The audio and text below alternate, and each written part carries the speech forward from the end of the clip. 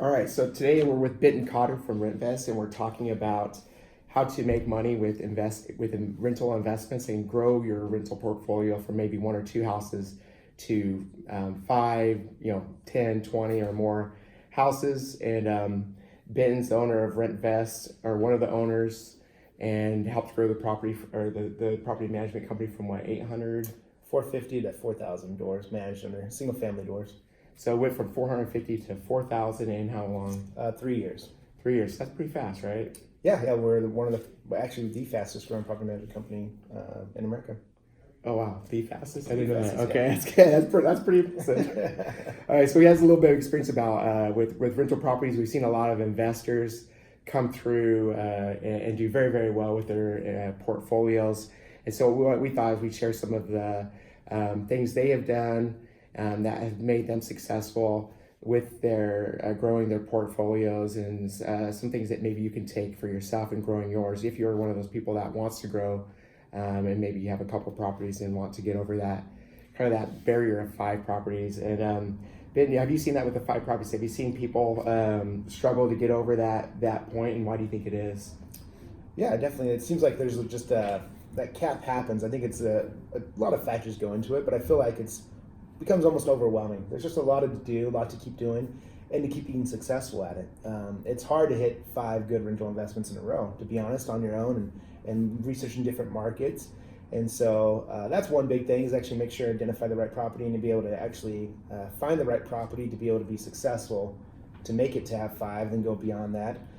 Is key, and it's a lot to work to find properties. So I think once you have 5, you're already doing all those day-to-day managements of those 5 properties. Then you have to, on top of that, find more properties. Is just time consuming, especially if you're doing another job, you have your day job, and this is more of a side gig. It's pretty difficult. And then just the day-to-day of it, it gets annoying. It's hard. There's a lot of problems and issues, and having the phone ring at 9 o'clock. Now you have 5 tenants ringing you at 9 o'clock instead of 1, and that just keeps growing and growing. So there's lots of factors, but definitely time is a big one. Well, a lot of the problems you talked about, we're not trying to just promote property management. Obviously, that's what we do, but we're trying to actually give you the tips to get you to that point where you can build a portfolio and really build that retirement, and pay for your daughter's wedding and stuff like that using the money you make from rentals. But obviously, we believe in property management. We started Benton and Jacob and these other guys that started out with RentVest. They built it in a way that would help them. If they were, with their properties that they invested in, that they would want somebody to help them handle those calls, and so and handle the property and have the confidence. So they obviously built a company that is built around helping investors accomplish this without the big money calls and stuff like that, right? So if you have somebody that's there, that's doing all these things for you, like let's say somebody that's already a client of RentVest, they've already had 2 successful properties, they've had great renters. I've been there for 3 years and paid every month, and taking care of the property, and they've already built the confidence. Why do you think they wouldn't? What's the problem that would keep them from getting another rental investment? A lot of times, I think comfortability in the market. Like we're out of Phoenix. Is a lot of our corporate office. So a lot of our half or third of our doors are there, and so it's not the best ideal place to buy right now. There's other areas that are more lucrative, and I feel like when it's outside of their realm or their local neighborhood, they get a little unsure of it. Also, I think a lot of it's finance and getting your finances in order. Each time you buy investment property, it's at least 20% down, and so they have to get that in order. And then performance. Right? We're being successful. Hopefully, they've been successful with RentVest, and so hopefully they understand that, hey, I can. This is a good thing for me to prepare for my retirement and keep that cash flow coming. I think other than that, I think that's also just the comfortability of it. I feel like they just the knowledge. They have to be educated about it and actually understand. Hey, you can go other places, or there's even opportunities to buy here in Phoenix, just not downtown. There's other areas to buy, and it's hard for them to get that information to them accurately to them, so they can actually digest it properly. Is key for us as well. We can send out all the emails you want, but it's actually for them to digest that information and understand. Oh, there is good opportunity here, or in Memphis, or wherever, Atlanta. There's good opportunities. Getting educated and then feel comfortable with it, I think. Yeah, I think if you don't have, what you're saying, you're talking about, it's really common that most people that invest in rentals invest in around the area they live, like within only a few miles, even most of the time. It's like like 60%. Yeah, it's crazy like that, 60 to 70%. Yeah. Okay, but we were here in Arizona when the market took off in like 2003. It was like crazy, and we did have investors coming from other states, and we were in real estate, and I personally had a lot of investors that made a ton of money.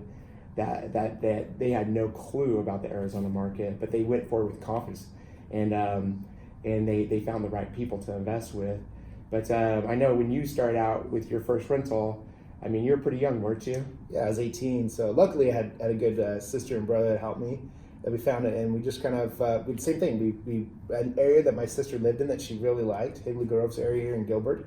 And she loved the home, loved the neighborhood. So that's where we bought a rental. Actually, she was a neighbor of hers, basically. She was a couple streets away. And so that's what we started with, I think we all put in, I think we only did like the 20% down. We did the bare minimum and put it down. And luckily it was a good area. It was a great area in Phoenix. And it was just trying it though. And we became successful. We got a great tenant. I think he stayed there all until we sold it basically. Never touched the thing, didn't even touch the stove. It was crazy. Had cleaners come every day. It was immaculate. It was probably better condition than we bought. It was a new build, but like when he moved out, it was like just the same. And so we're very successful with it. But it was just trying it. And luckily, I had the push of my older brother and older sister to tell me, and everybody else was in real estate in my family, but that push was all we needed, and it turned out to be really great. Yeah. That was back in 2002, 2003. Oh, 2002. No, yeah, 2002, right? Yeah, 2002. Yeah. 2002. Yeah, so me and Ben are brothers, and our whole family's in real estate. My dad was a broker. He did commercial deals. He did residential deals. I shouldn't say he's a big player because he didn't seem like he was a big player, but he did some big deals. Yeah. And it was a lot easier to get into real estate and invest. I mean, Benton invested when he was 18. I think I was like 23 when I first did my first rental. But my dad was a broker. He had done this so many times that it was easy. He was like our real estate agent. I mean, I had my license, but I would find deals. He would find deals. My brother Buck would find deals. Benton would find deals. My sister would find deals. And we work together, but it's a lot easier using somebody else's experience to do this. And Ben, you had a good experience with your first renter. Yeah. I mean, how many years was he in there for? I think he was in there for 5 years, if I remember right. 5 years? I feel like it might have been 4. Well, I think it actually might have been 3 years with us. Then he switched, and my dad bought a bigger house for him, and he moved to my dad's rental. So he kind of took my renter, but 3 or 4 years, But he was amazing renter, an older couple. Literally when we came back to do the move out inspection, we pulled open the stove, hadn't been touched, even the manual was still inside the oven, So 4 years later. 4 years later. 4 years later. He had a clean lady I think it was every day, I think it was every day they had the clean lady. I'm pretty sure it's every day. And so it was just immaculate, literally immaculate. We just did nothing and put it right in the market and rented it out, It's like, yeah, so don't expect this, but because it's not how it goes. And Benton had a good experience, and I had a bad experience. I had some good renters, but I had some doozy renters, and it seemed like you always had good renters, and it was inexperienced. And I was renting out houses myself, and I wasn't leveraging the skill set of even my own family. Or Benton was great at finding tenants. I wasn't. It's probably why he's the owner and why I work for him now at the best. But I had a tenant that he was good on paper, and but I didn't have the resources you guys have to get into people's backgrounds and really see if they're lying on their applications and stuff. So if somebody told me nice stuff on the application, I would run their credit and stuff, but I didn't have a lot to go on. I was like these other property management companies. They do a quick, they say they do an FBI background check. That's basically a basic check that doesn't go into everything you need. And so I ran a lot of these checks, and I'd get these tenants, and they would pay for 5 or 6 months, and they were good, but they'd have something in their past, and I didn't know about it. Wasn't able to dig up, or they lied on their application. And I even had one guy that faked his own robbery that at our condo, and said that the check was stolen. The only thing he stolen in his property was a check, and then so we called the police. I mean, it's he faked a heart attack. I mean, this was a nightmare. And the thing is, it was honestly the difference between Benton's renters and my renters is I wasn't good at doing the application and weeding them out, and that's so key to growing your portfolio from 1 or 2 houses to 5, 10, or 15. It's the tenant. Yeah. And I noticed with RentVest, I think that's a big part. You tell me, but I think that's a big part of why you guys have taken off so big and so done so well. It's because you've gotten good tenants. They've been so good at weeding out the riffraff that are like the ones I had. Yeah, that's the secret of property management. Everything's the biggest one is identifying the property and getting a good deal. Like if you get 20% discount on the home, you're going to be successful. But really, it comes down to is the type of tenant you get. It's really because it trickles down to everything. One, the vacancy time, but also paying on time. Repair requests are less with the better tenant. They treat the home better. They leave it in a better condition. It just kind of trickles all of the aspects of what makes property management hard. And it's not like we do it, only person that can find great tenants. You can find great tenants on your own. It's just the same thing like you're talking about is identifying, getting some tools. Maybe you didn't know about this certain tool that you can find. We have a private investigator look at the background check because we know that cross state lines, the automatic ones like TransUnion, all those automatic ones, they don't look at multiple states and actually figure out if it's real or not. They don't try to cross check things.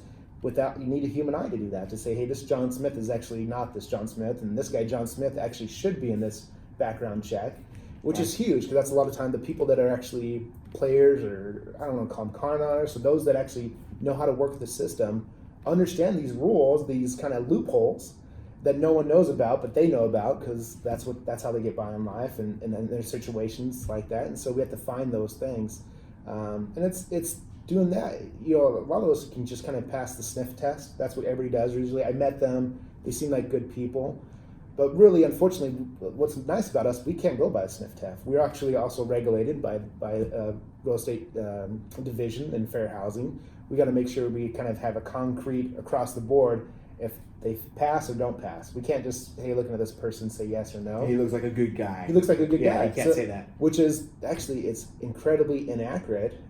We can't even do that though, nice thing. But that's usually what happens is landlords, oh, they're such a good guy, that's such a good family, so I went ahead and took them in.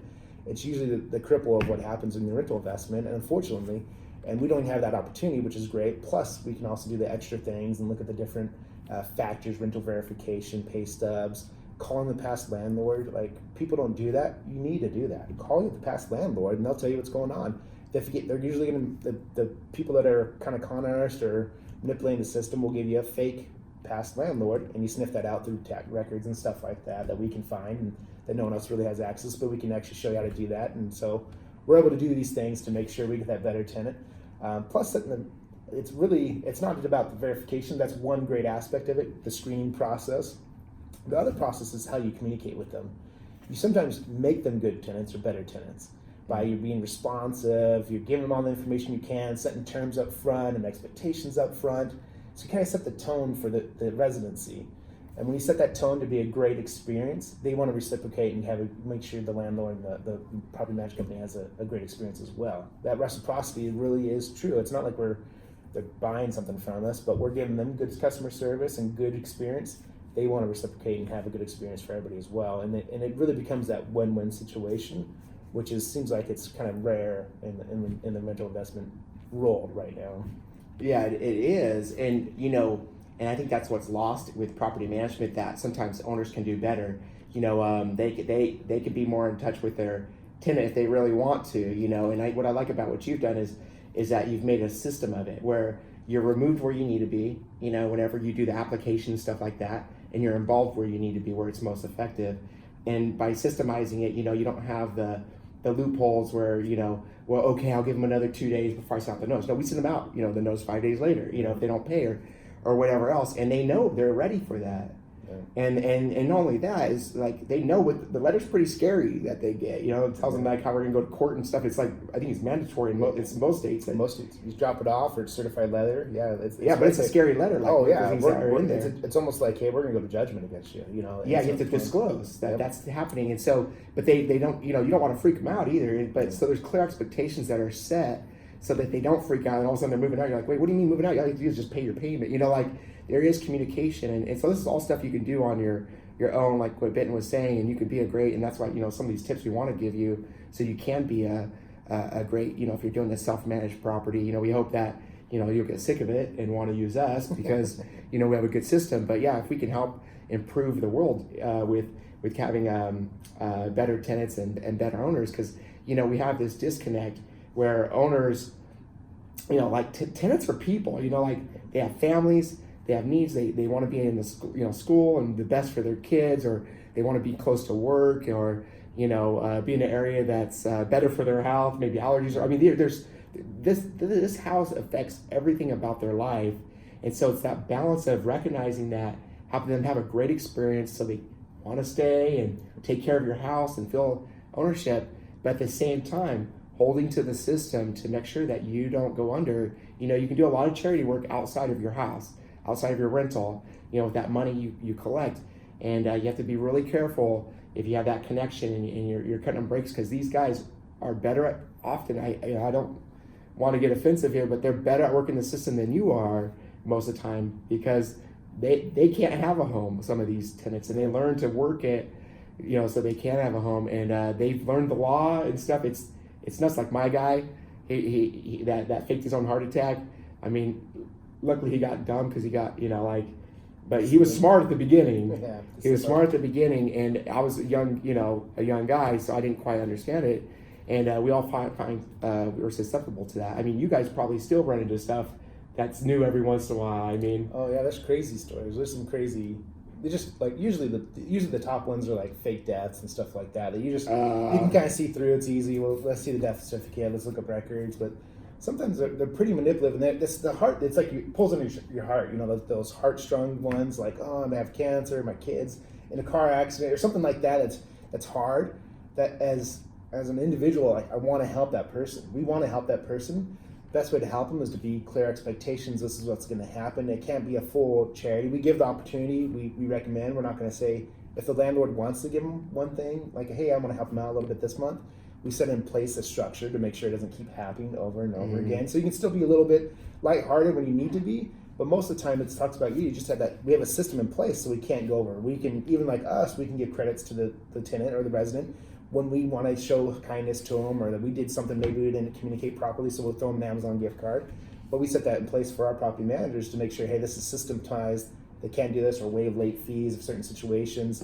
We want to be, hey, we'll go down a little bit, show a little bit of empathy, and we want to help you out, but you have to have that system in place, or otherwise you're too emotional and you get too involved. And I think that's what happens. These ones that, like these investors that have one or two properties, is they're too involved with that emotionally, and they don't have a system in place, so they can't grow to 5. It won't even fit because they don't have a proper system in place. Oh yeah, it takes too much. And it's hard. Like we have thousands of processes. Like, it's crazy how many processes we have for different situations. And so we have this lined out. This is how it's going to go, and this is the most efficient way to get to our end goal. And we put in little things to make sure we can deviate a little bit if we need to, but really the end goal is we need to get this. We need to get that eviction if it happens.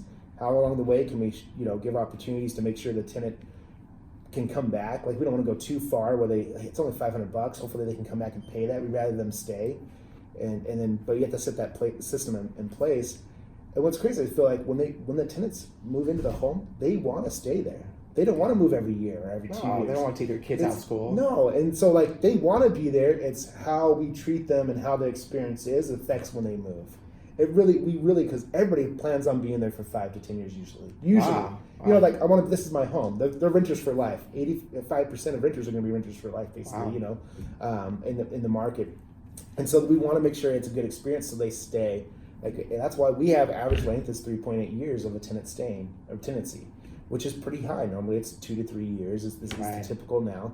It's getting lower and lower, where ours keeps getting increasing. That's one, the type of investors we have and type of homes we have. So we're a little bit above the average because we have usually B to A class properties, and they usually tend to stay longer. But also I feel like it's the experience they have with us. I remember I bought a home in Gilbert. I love Gilbert, so we buy homes in Gilbert all the time, I guess. But I remember showing up, and the first day, it was this home for me and my family moved into. We moved in, and there was a huge old packet on my counter. And I went and looked it up, and I was like, oh, what's this, And the previous homeowner, bless her heart, such a sweet lady, labeled everything you can think of, like every plant. And she had a little map of the yard and every plant and how to water it and what she was doing and last time the maintenance and all the maintenance of anything you can think of that they did in the home. They painted this room. They used this kind of paint color. Like, she had everything. Had coupons like, we love this restaurant. She put a little note there. She loved this restaurant. Like, here's the utility company. She had everything listed in this packet. Like, overboard pictures of previous things. Like, it was crazy. It was so awesome though to go in and say, hey, the last time the HVAC was actually inspected was 2 years ago, and this is the company that did it, or this is the warranty company for the dishwasher, Everything was right there, and so I thought, well, great experience. I come in, I'm new. I wasn't new to the area. I moved a block over, but I was like, I wasn't new to the area. But if I was new to the area, like, oh, these are the great restaurants they have. This is the park with a big old freestone park, public park that's 2 square mile or a mile square, whatever it is, huge park that we can attend, and then here's some activity things you can do at a rec center. Which I didn't know. I didn't know that had some of that rec center. When we lived there, we lived in almost the same neighborhood. We didn't know the rec center. Like, oh, I didn't know it did that in the rec center. That's awesome. It had rock climbing and other things, and so it's cool. And so we kind of implement that now. Like, hey, if the landlord knows anything about the property when we take over, let's leave a little note, explaining, hey, here's a couple coupons for the neighborhood, or we give coupons from movers, things like that. But also, when we actually meet the tenant, we meet the tenant there. Go around, set expectation. Here's the home. Let's get to know your home. Here's the shut-off valves. Here's what this is. Here's the HVAC. How to change the filters. Things like that to make them feel comfortable with the experience. Yeah. It goes beyond. Like, the tenants actually feel like, hey, this is my home. I get to take care of it. I'm not just in an apartment building, whatever, and something breaks, I call the maintenance guy to come over. Yeah. They can actually fix things on their own and actually make it more of an experience. And so things like that just go a long way. Well, and they, everybody, they look at your company. I've seen you guys, or a couple of podcasts you've been on, and that were really popular and stuff, and where you guys have grown this property management company so fast and so big, and everything's just kind of like magic. Oh, what are you doing for marketing, or what are you doing for this? Mm-hmm. And what I think it really comes down to, there's a lot involved in that, but it comes down to things like this, because if you do this with a tenant, this setting the expectation, or letting them know things in the area, that's the difference of them staying from 2 years to 4 years, which is huge ROI. Like that's biggest ROI is vacancy and turnover. That just saved you, a 2 months vacancy. Yeah, but it's not just that. So 2 months vacancy, let's say it's a $1,500 rental or something, or $2,000 rental. It's a few $1,000s you save, but it's because, like you say, they're more likely to change the air filter, so your AC is not going to have to get a repair soon, and they're more likely to not pour Kool-Aid on the carpets, and you should see some of the stuff I've had in my rentals. Like ashes on the floor from cigarettes, and when they're not supposed to smoke, And then but all of a sudden they feel like this pride of ownership. That's good, yeah. Yeah, and then they're part of a community just because of little things. Like they get involved with the rec center that they didn't know about, or you'd be surprised. Like you guys, what is it? We're at like a 99% occupancy rate or something. 99.5, yeah. What is it? 99.5 right now. All right, 99.5. So our properties are occupied 99.5% of the time. That's unheard of. And so you might get another good property management, okay, that has 98% occupancy. Well, that means that they have 2% vacancy or whatever. We actually have less than half, of the vacancy rates they have, and they might do the exact same marketing, they might do the exact same stuff, but these properties are occupied, and we have double the rate of most people, sometimes triple, I guess 1/3 the vacancies or whatever, 1/3 or 1/2, and a lot of it's these little tiny things, and for us, we work on this huge scale, and we do so many things right, and we have these systems in place, and so we can get tenants faster, whenever it does go vacant and stuff like that. But if you're doing a self-managed thing, you have a vacancy, it might go 3 months as vacant because you're busy with your job. You don't get around to getting it rent ready. You do this and stuff. And so if you're not treating the tenants right, and you're having every year or 2 years, you're having a turnover, 3-6 months of vacancies, that destroys, over 20 years, that destroys your investment. Yeah, and that's the key to remember. It's things you can do. Like sometimes even we call them self-managed, if you do it yourself, like you can have almost an advantage because you can almost go extreme more than we can. You can be super responsive. Like this might have been your home, so you know exactly what's going on here. Like, oh, I love this Italian restaurant here, and I go see see Vito, his name. You can go beyond that, where that makes it even more of an experience, that local flavor to it. But it's just little tips like that. But it comes back to be systemized. You have to be systemized, scalable, systemized into it. So we have to do a turn in 7 days. So when a property becomes vacant, we have to repair, paint, fix everything, do the landscape. We have 7 days basically to do it. 7 to 10 days is what we have. We get estimates in 2 to 3. Then we have work for about 7 to 10 days. That's pretty fast. Yeah, it's super fast. And our goal is 7 days, and we're actually on track to get down to even have it to 7 days. We don't want to, but it's hard when you have another job and you're not systemized about it. You don't know. Well, we've done 4,000 turns in the past 2 years, whatever. So we know, hey, I need to get this guy lined up here. I need to get this lined up. I can get these 2 people to come out at the same time because it doesn't affect each other. Then you do your cleaning last always. But what happens is sometimes as a self-manager, too busy. You don't have a big old calendar. You might schedule a cleaner to come, and then the next day you have someone come repair a dryer, a painter, and then you make it dirty again, so you have to get the cleaner back out there. Where we've done it so many times. I don't know how many turns I've gone through in my career. 4,000. Well, that's just like last 2 years. I don't even know what it's, thousands of turns that we had to build a system for, and to make it the way we make money is being more efficient. Yeah. And so how can we be more efficient, get that done quicker, because we want your house rented so we can get paid. How can I get that money faster? And not to be selfish, but our goals align. If I can get that rented faster, I get my money faster, and I have less dead time with my agents. And so and it's on their case, 3-week vacancy. I mean that could pay for somebody else doing all your stuff. Yeah. If you're doing it in 7 days. But the thing is, so it's definitely about a system. So I think everybody would agree. As an investor, you obviously, if you're watching this, you're obviously an investor. But I think everybody knows they need a well-oiled machine to make money. Yeah. Whether you own a business or you're running your rental properties or you're working with employees or whatever, you need a well-oiled machine. And so you have to have these systems in place, and you have to know the tenant laws in the state. You have to know the local taxes, and you have to know this stuff and have a system for it, and or have the right property management company, somebody you can trust. And the whole point is having it so you can scale. Because if you're too personal and you're always talking to the tenants and stuff, you're only going to be able to have 3 or 4 rentals, and it's going to take your time. I had a guy, one of my best friends' father, he had 30 rentals, and 28, 30 rentals, and he was managing himself. And he was making incredible money and doing great, and he didn't have another job. He was just doing this, and he stopped. He said it was too much work. He said it's just too much, and the psychological side of it was just too much. And I'm like, why would he stop? He ended up selling his house, getting out of it. I'm like, he was killing it. If he would have just found the right people to help him, he could have completely stepped away from it, almost completely. I mean, he still does sign paperwork and things like that, but pay his mortgages or hire an accountant to pay him. But if he would have gotten those people in place, he could have stepped back and have, what you would say like a residual income coming in without having to do anything. And then he ended up starting a business that does between, I don't know exactly, but tens of millions of dollars a year. So he ended up doing a business, and he figured out he needed to do a well-oiled machine. But I have no doubt, I mean, he did this, decades ago. He could have still had multi-million-dollar business with rentals if he would have figured out that well-oiled machine and how to leverage other people. And so I want to go back to your story about your first rental. You're 18 years old. I mean, did you have a real estate license? Did you know anything about real estate?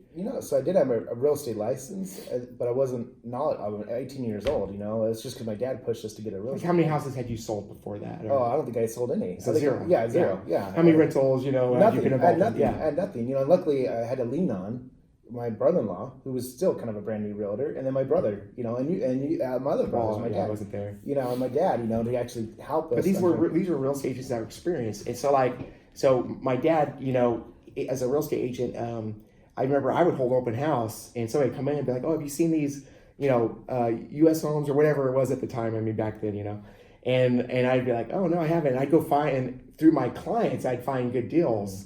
And on my own previewing, and then I go tell my dad. And I remember this is one neighborhood where I found a good deal in Villages of Eastridge and Mesa, and at the time, and I think, did you end up buying a house there? No, you and Buck did. Oh, me, my brother, my sister, my dad.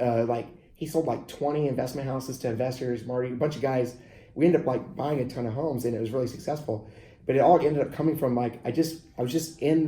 I was in the market. I was just holding an open house, and somebody just told me about it, and it ended up being the thing is, you just need somebody that's in it doing it, and that builds the confidence. With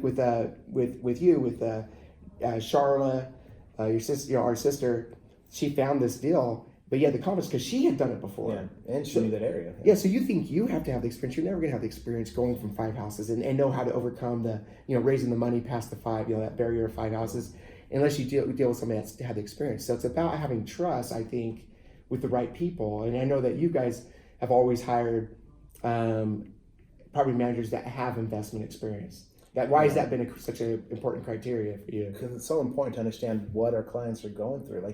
We call it think like an investor. You have to, everything you do is about making the rental investment successful.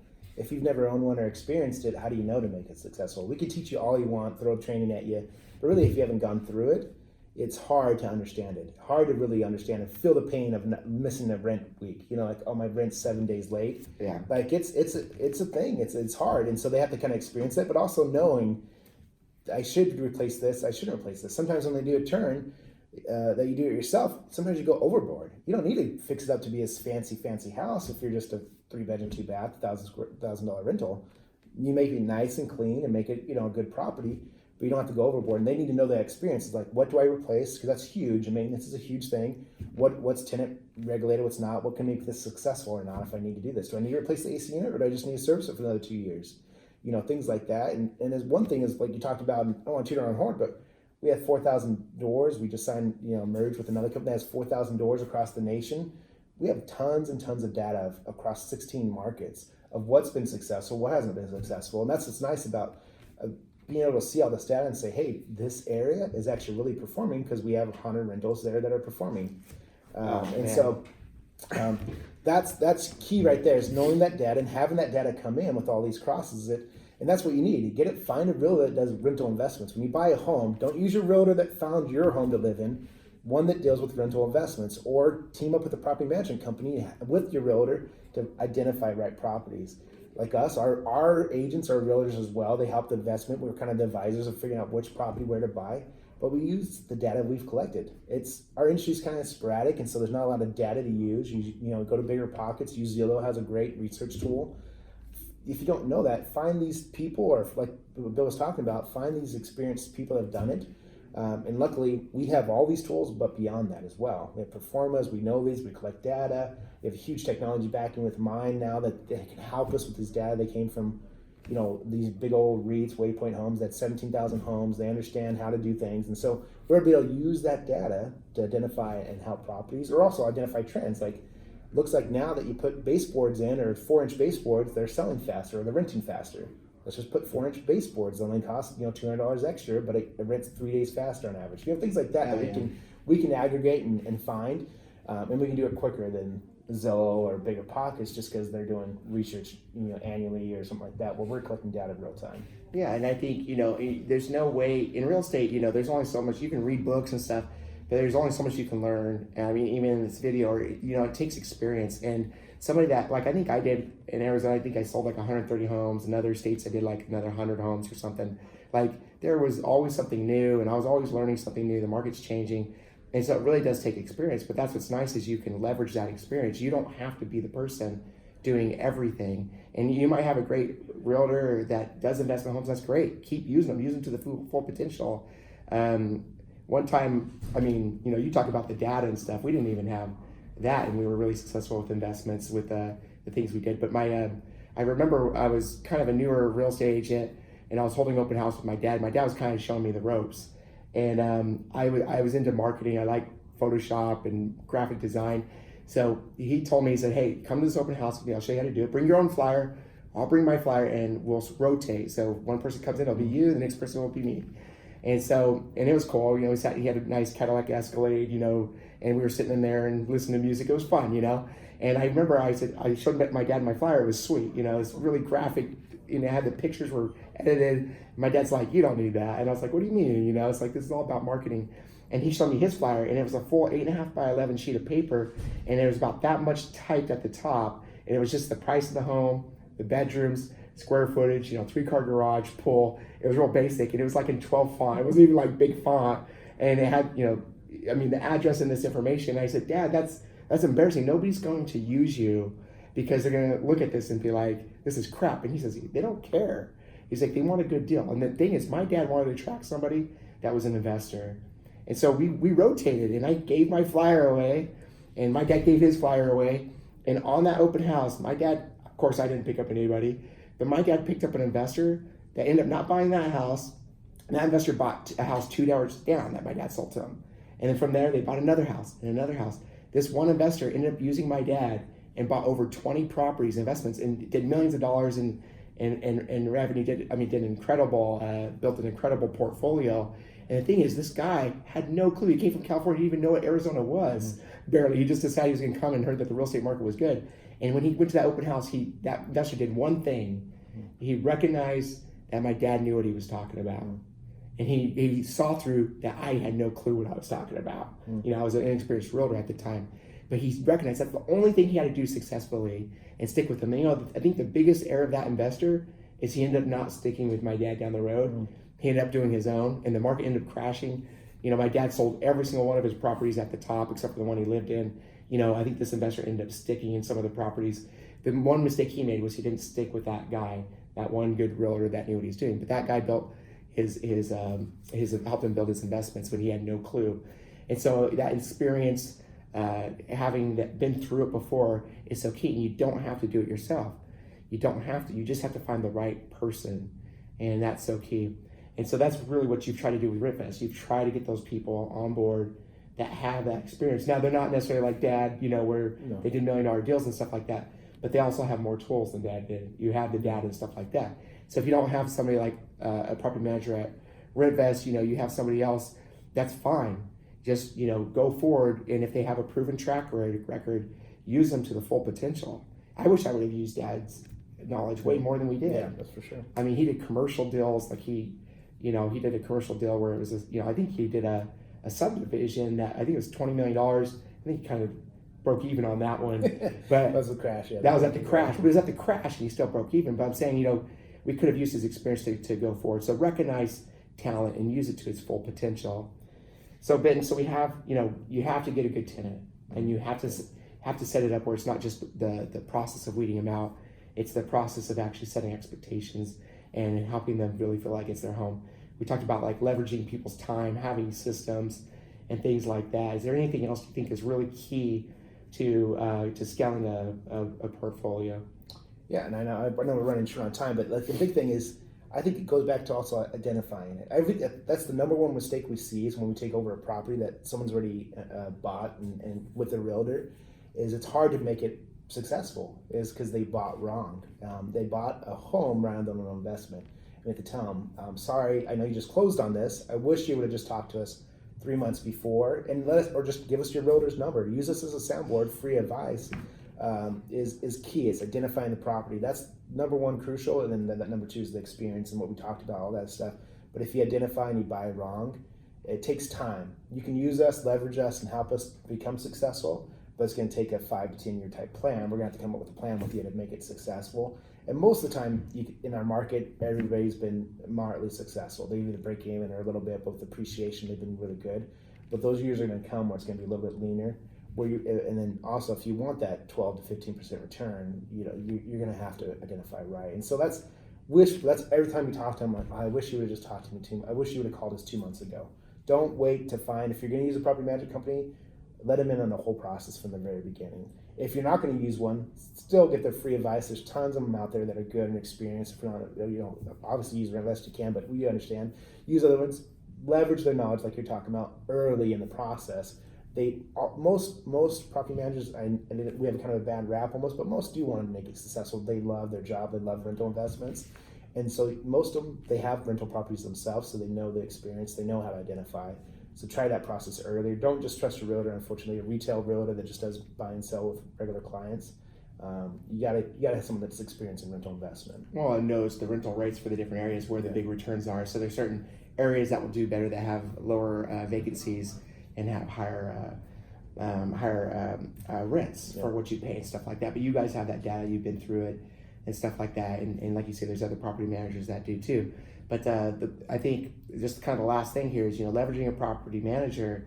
I know a lot of people have a hard time getting a hold of a property manager. That's the big complaint. Yeah. So, I think one of the tips, of getting people to get their property manager to work for them is set expectations for the property manager. Let them know that this isn't going to be the only one, that there's going to be other ones, and include them if you can. Include them in the plan. You got to include them in the strategy, because then it depends. If you're going to offload it in a year, there's certain things you do differently, maintenance and stuff like that. Or your goal is to buy one every 3 years. We'll help you set up your finance to be properly, how you leverage it. It's you got to be systematic about it, like we talked about. Yeah. We let them in and actually develop that strategy, but also you get buy-in from them when they're part of the strategy session. Even if they just barely put in one input, they still feel part of it. It's just like the tenants. We want them to have a good experience that feels like it's pride of ownership.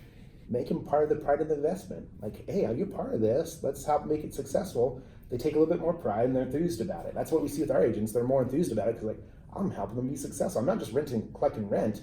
I'm helping them be successful with the property, their rental investment, and it's a little bit more of a buy-in for them, and that's what we want. And it's not like we're trying to be.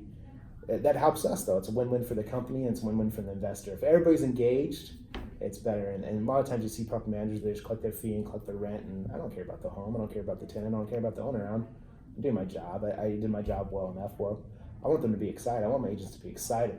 I want them like, hey, let's be excited about this one. Let's see your performance. I love when I see them like, I help this owner go from 1 to 5. Look at this performer. They show me the performance and look at how much returns again. I love when my agents come and bring that, like, just all day long, just bring me that success stories, and it's awesome to be part of it. Yeah, and so you tapped onto something. You know, a lot of the, when you hire, I know you, like some of the guys here in Phoenix, I can tell that this is what you look for in these property managers. If we can get it, we're not always successful with it, but there are really good ones out there.